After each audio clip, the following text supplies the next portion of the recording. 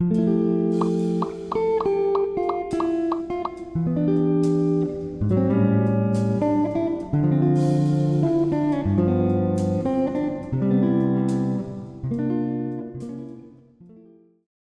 you ever felt your heart race when you're navigating through the chaos of the city?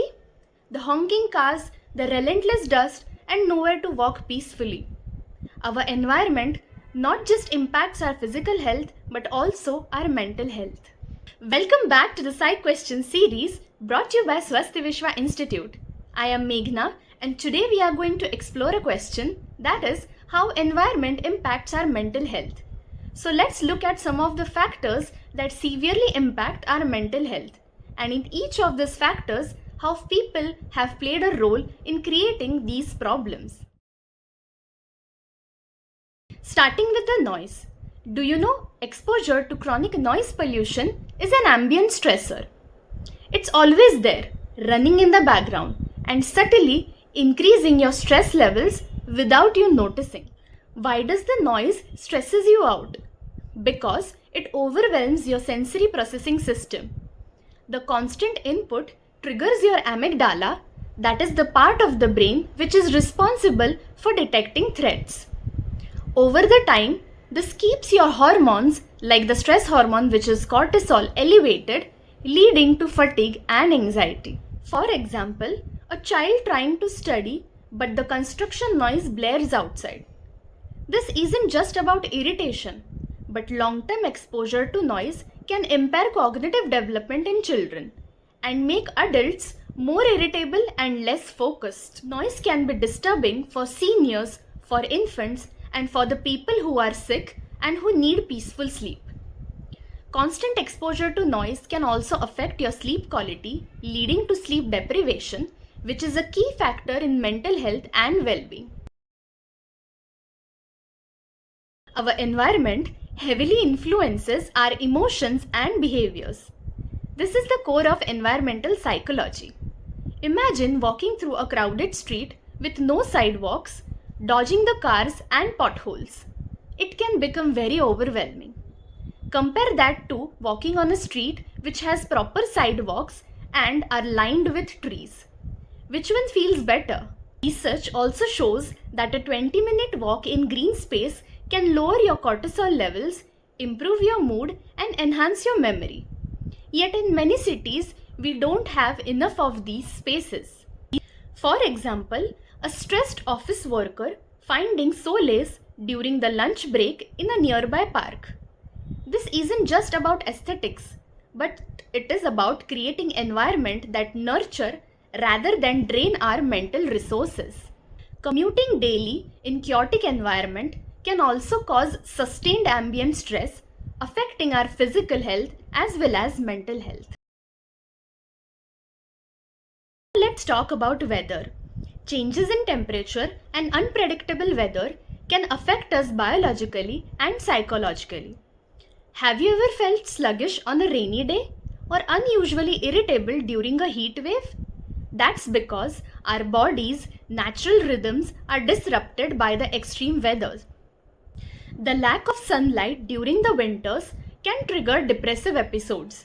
This phenomenon is popularly known as seasonal affective disorder. But here's where it gets more concerning. Climate change is making weather patterns increasingly unpredictable. Unseasonal rains, prolonged cloudy days, and extreme weather swings are becoming more common. Sudden disruptions in weather can throw our internal clock or our circadian rhythms out of sync. This affects our mood, sleep, energy levels, and even our ability to concentrate.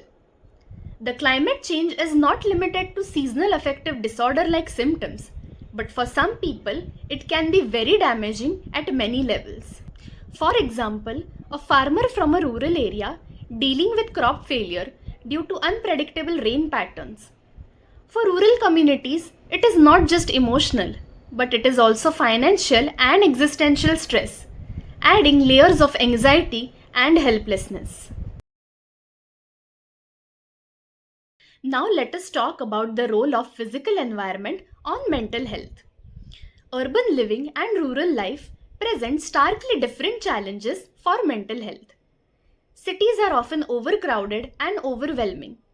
The constant exposure to air and noise pollution, coupled with a lack of personal space, can overwhelm our sensory systems and affect our physical health. This overstimulation is often referred to as sensory overload. When our brains receive too much information from the environment, it becomes difficult to process, leading to feelings of anxiety, irritability, and even burnout. This is why many urban dwellers report higher levels of stress and emotional exhaustion. On the other hand, rural areas, which are more quieter and peaceful, can bring about a different set of mental health challenges. Without access to healthcare, education, and opportunities, individuals may experience learned helplessness, a state where repeated exposure to limited resources and opportunities can lead to feelings of resignation and stagnation. For example, a young professional moving to city for opportunities but struggles with the stress of urban living. This divide can create a dilemma whether to choose peace and isolation or opportunities and chaos. The good news is there is a way out. Adopting sustainable living is not just beneficial for the planet but also transformative for our mental well being. As mentioned before, reconnecting with nature, even in small ways, can reduce our stress and anxiety, boosting focus and creativity. This is where the concepts like biophilic design comes into play, a psychological approach to urban planning that integrates natural environments into man-made spaces. By incorporating greenery, natural light, and open spaces, biophilic environments can lower our cortisol levels, improve our mood, and enhance cognitive functions. Think of vertical gardens on high rises, rooftop farming, or pedestrian-friendly streets lined with trees.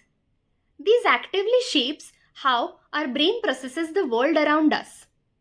Natural elements provides a sense of calm, helping our overstimulated brain to recover from the demands of modern life. When the neighborhoods embrace sustainable practices, it fosters an environment where mental health can thrive.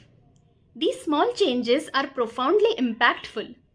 Every rooftop garden, every tree-lined street, and every pedestrian-friendly path contributes to a larger goal, creating cities that nurture both planet and people who inhabit it.